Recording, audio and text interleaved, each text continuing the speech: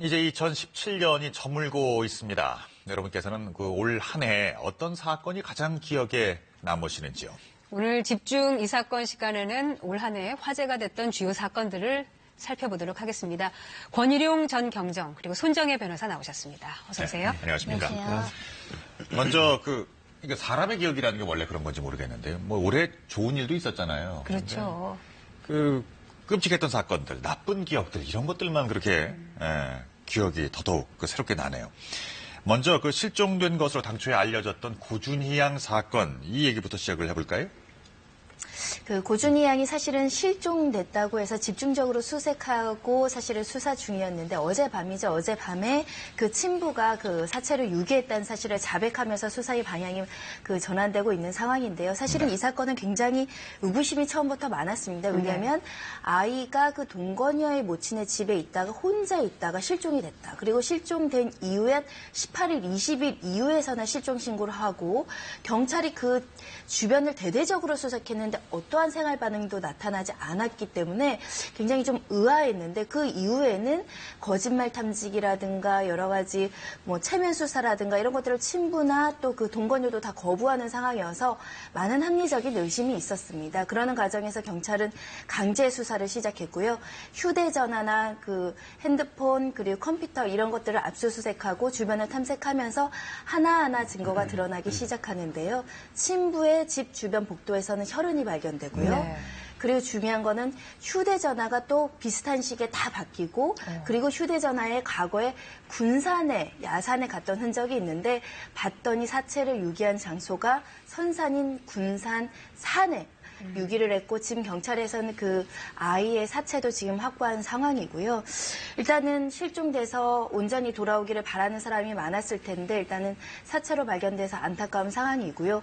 이제 그 사체를 유기한 걸 넘어서 어떻게 죽었는지 아이를 제대로 돌봤는지 이런 것들이 확인돼야 되지 않을까 생각이 듭니다. 네. 앞으로 수사에서 어떤 부분을 조금 더 명확하게 밝혀내는 게 좋을까요? 네, 지금 이 가장 안타까운 사건인데 지금 방금 말씀하신 것처럼 가장 선행되고 있는 것이 지금 사망의 원인입니다. 그래서 국립과학수사연구원에서 이 부검 결과를 통해서 사망의 원인이 정확하게 규명이 되어야 학대나 방임 또는 방치로 인한 영양실조가 사망의 원인이 된 것인지 아니면 질식이라든지 이런 물리적인 신체적인 공격이 있어서 사망한 것인지가 밝혀져서 이런 과학적인 단서를 가지고 이제 수사가 진행이 되게 됩니다. 현재까지 친아버지는 유기만 했을 뿐 죽이진 않았다고 주장을 하고 있는 거죠. 그 본인의 주장도 있고요. 일부 수사팀에서는 그 이동 동선이라든지 이런 것들을 이제 파악을 해서 보다 더 이제 긴밀한 이제 수사가 진행되고 있는 것으로 알고 있습니다. 일단 친부는 집에 그 내연녀 동거녀의 어머니 집에 있었는데 구토를 한 흔적이 있고 새벽에 갔더니 아이가 죽어 있어서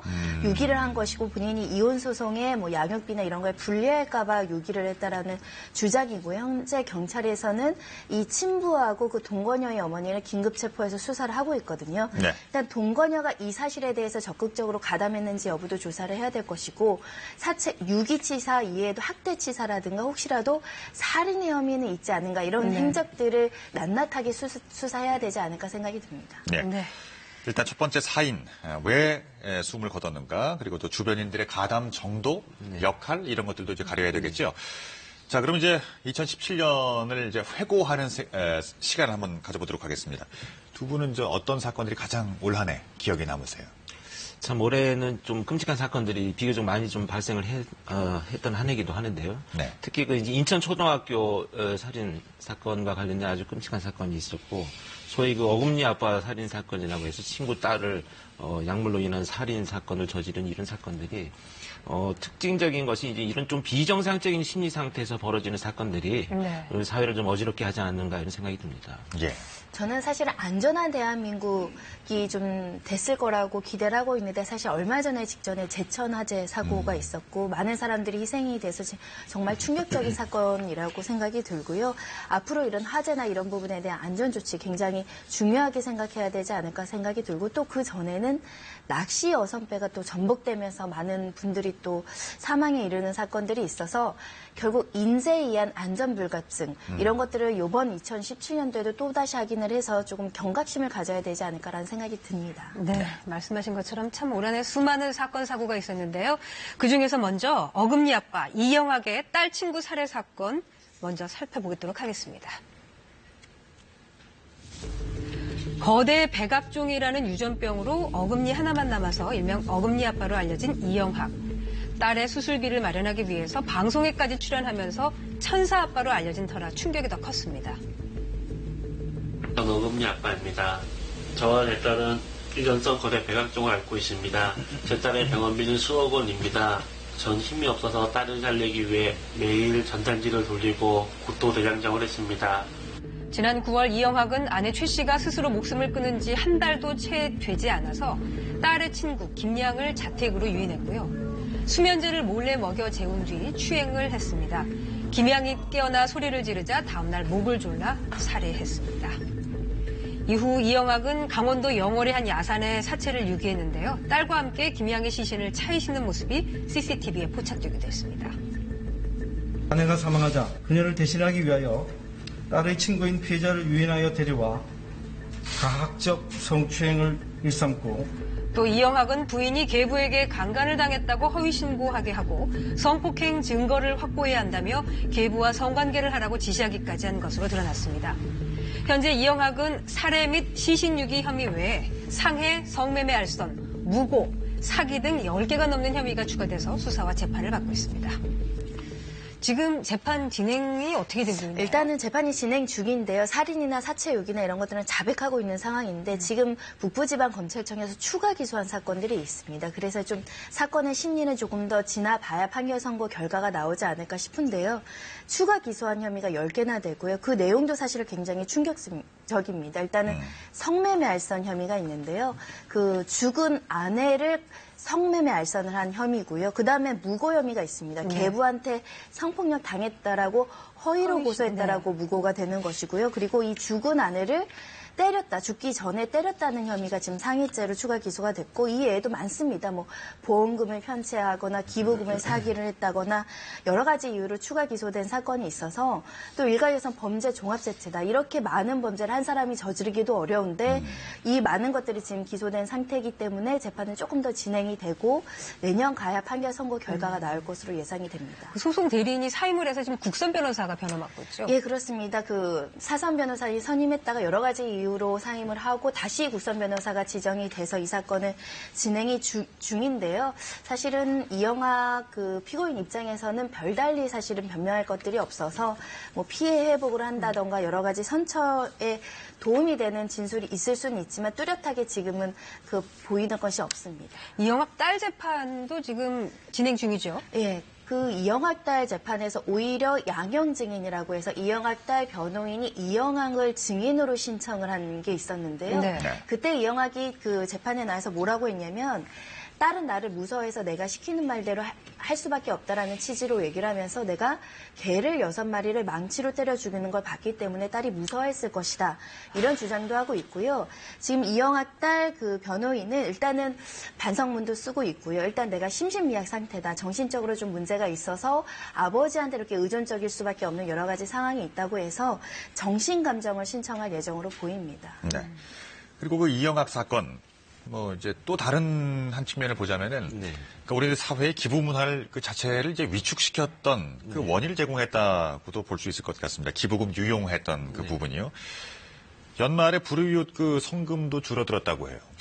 그래서 이게 이제 사건이 워낙 이제 종합적이고 다양한 측면에서 벌어졌기 때문에 그걸 통해서 느끼는 이제 국민들의 분노라든지 특히 어떤 선의에 대한 배신감들이 아직도 많이 남아있는 것 같습니다. 네. 그래서 이제 예년에 비해서 많이 줄었다는 일부 통계가 나오고 있기는 한데요. 사실 그럼에도 불구하고 이제 다양한 분야에서 서로 이제 온정의 손길이 끊이지 않고 이어지고 있다고 합니다. 네. 근데 중요한 것은 뭐냐면 이런 이제 한두 가지 어떤 잘못된 사례를 가지고 전체를 평가하게 되는 우리 심리적 오류를 일으킬 수가 있는데요. 여기에서 좀 벗어날 필요가 있고요. 그래서 이제 도움의 손길이 필요한 분들한테 피해를 입지 않도록 우리가 이제 서로 노력하는 이런 과정이 좀 필요하다 이렇게 생각합니다. 네. 네. 그리고 2017년 우리 사회를 큰 충격에 빠뜨렸던 사건 중에 이 사건 빼놓을 수가 없습니다. 예, 권일용 경정께서도 꼽아보셨던 인천 초등학생 유괴 살인 사건. 그 사건의 개요를 한번 화면으로 정리해봤습니다. 지난 3월 인천에서 같은 아파트에 사는 8살 초등학생을 살해한 것으로 드러난 17살 김양. 어머니 옷을 입고 피해 초등생을 데리고 엘리베이터를 타는 모습이 CCTV에 잡혔습니다. 사체를 유기한 뒤에 지하철역에서 사체의 일부를 공범인 박양에게 전달하는 엽기적인 행각을 벌이게 종이 됐습니다. 봉투를 단지 그 선물로만 알았고 사체인 줄은 몰랐다고 지금 부인하고 있습니다. 그래서 진짜로 그런 선물로 알았는지 여부에 대해서 지금 수사가 진행 중에 있습니다. 그런데 공범으로 지목된 박양이 일련의 상황은 사이버상에서 이루어지는 역할극인 줄만 알았다고 주장했습니다. 10여 명의 변호인단까지 선임을 하는 등 가해자의 반성 없는 태도 때문에 많은 이들이 공분을 사기도 했습니다. 더 이상 이런 말도 안 되는 병이나 이유를 들어서 이러한 범죄자들이 이렇게 빠져나가는 걸 막을 수는. 그게 그러니까 이제 유괴 살인 사건일 뿐만이 아니라 첫 번째 이 사건의 주체가 된 범인들이 그 10대의 어린 소녀들이었고요. 또 이 사체를 두고 버린 두 소녀의 그걸 이상 심리가 좀 엿보이는 듯한 그 이제 행각들 그리고 재판 과정에서 보여줬던 모습들. 자주 있는 사건은 아니에요. 그렇습니다. 아주 특이한 사건으로 볼 수가 있고요. 특히 이제 이 죄책감을 느끼지 못한다는 것에서 국민들이 이제 훨씬 더 분노하고 감정의 변화를 일으켰던 사건이고요. 네. 특히 이제 이 사건으로 인해서 이 미성년자 처벌에 관련된 우리 한국 사회 논의가 지금 진행되기도 했던 이런 사건이죠. 근데 사실은 이제 죄책감을 느끼지 못한다는 것도 문제지만 그러한 사건 발생의 원인을 정신적인 문제로 기인을 하고 합리화를 한다는 것 자체가 오히려 더 실제 그런 그 심리적이거나 정신장애를 갖고 있는 분들한테 치명적인 어떤 오해를 할 수 있게 되는 이런 문제를 양산하고 있다 이렇게 볼 수가 있겠습니다. 네. 네. 그래서 1심에서 주범 김양은 징역 20년, 공범 박양은 법정 최고형의 무기징역을 선고를 받았는데 지금 항소심 재판 진행 중이죠. 진행 중이고요. 검찰과 변호인 측의 신경전이 굉장할 정도로 사실은 치열하게 지금 2심에서 그 감형을 받기 위해서 굉장히 노력하고 있는 상황이라고 보시면 되는데요. 네. 특히 그 주범인 김양 같은 경우는 1심부터 사실은 아스퍼스 증후군 때문에 심신미약 상태이다. 이걸 굉장히 강조했는데 1심에서는 인정받지 못하지 않았습니까? 그래서 네. 항소심에서는 지금 그 의사 선생님 2명이 증인으로 채택되어 있는데요. 네. 한 정신과 의사는 이 주범을 예전부터 치료했던 정신과 의사고 이제 두 번째로 신청한 증인은 검찰 측이 수사기관에 이 사람의 정신을 감정하기 위한 의사가 나와서 직접 판사 앞에서 이 김양이 정신적인 상황에 대해서 진술할 것으로 보이고요. 그 증언의 어떤 신뢰도라든가 이걸 종합적으로 검토해서 정말 정신적인 문제가 있어서 감형이 돼야 되는 것인지 아닌지를 판단할 것으로 보이는데요. 네. 이 이해에도 사실은 김양과 방향이 서로의 책임을 두고 치열하게 공방합니다. 네 탓이다, 내 탓이다 얘기를 하고 있고요. 나는 박양이 시켜서 그 역량 때문에 통제될 수 없는 상황에 빠져서 이 살인이라는 걸 할 수밖에 없었다라는 게 김양의 주장이고 박양은 아니다, 전혀 다른 주장이고 나한테 오히려 책임을 전가하고 있다. 이렇게 서로 주장을 하고 있어서 항소심에서 각자가 서로에 대해서 증인을 신청하면서 신문하기까지 하는 상황입니다. 네. 또 한 가지 사건 보겠습니다. 부산 여중생 폭행 사건 기억하시죠? 부산의 몇몇 여중생들이 같은 또래의 여중생을 피투성이가 될 정도로 폭행한 사건이었습니다. 이것으로 여론이 아주 들끓었는데요. 당시 그 가해자들이 처벌을 어떻게 받았습니까? 지금 재판 중입니다. 사실은 그 당시 완전 피투성이의 그 피해자의 모습이 나와서 경악스러운 모습으로 사람들이 굉장히 놀랐는데요. 일단 이 부장판사님이 이 가해자들한테 반성문을 보긴 봤는데 뭐라고 말씀하냐면 같은 방 소용자가 너희는 글로만 반성하는 것 같았다. 그래서 나도 너희들이 정말 반성하는지 알 수가 없겠다라고 하고 두 번째 공판기일에서는 만약에 3년에서 5년 교도소에서 복역을 한다고 한다면 그 다음에 사회에 나가서 어떻게 할지에 대해서 글을 써와라, 반성글을 써와라 라는 취지로 얘기하는 걸로 봐서는 판사님이 반성을 하고 있는지에 대해서 심도 있게 좀 살펴보시는 것 같고요. 이 가해자들도 좀 뒤늦었지만 무릎 꿇고 사과하고 싶고 죄송하다. 내가 잘못했는데 우리 아버지가 이렇게 무릎 꿇고 사과하고 다니는 이 모습도 내가 정말 반성한 것 같다. 반성해야 될 것 같다라며 의지를 밝히고는 있는데요. 이런 진짜 반성하는 모습이라면 재판부가 그걸 형량에서 감안을 해주실 거고요. 아니면 정말 가식적인 반성이다 그러면은 엄한 형벌이 따르지 않을까 생각이 듭니다. 네. 지금 여중생이 어떤 상태인지 상당히 걱정되고 궁금하기도 네. 한데요. 이런 일들이 더 이상 일어나지 않게 하기 위해서 어떤 노력이 필요할까요? 일단은 지금 뭐 여러 가지 교육이 필요합니다. 근데 이 교육이 이제 맹목적으로 기존에 이뤄왔던 것처럼 어떤 행동을 제지한다든지 뭐 처벌의 위주의 교육보다는 자신의 행위로 인해서 피해자들이 겪는 고통에 대한 이런 공감력을 키울 수 있는 프로그램을 개발을 해서 내 행위가 과연 그들이 피해자들이 겪는 고통이 얼마나 큰지를 공감할 수 있다면 네. 애초에 좀 예방할 수 있는 단계에 교육이 좀 진행되기가 효과적일 수 있다 이렇게 볼 수가 있겠습니다. 네. 올해는 이렇게 그 충격을 주었던 여러 가지 사건들이, 아픈 사건들이 참 많았습니다만 새해에는 좀 더 건강한 우리 사회의 모습을 회복할 수 있게 되기를 기원해 봅니다. 자, 지금까지 권일용 전 경정, 손정혜 변호사 두 분과 말씀 나눠봤습니다. 고맙습니다.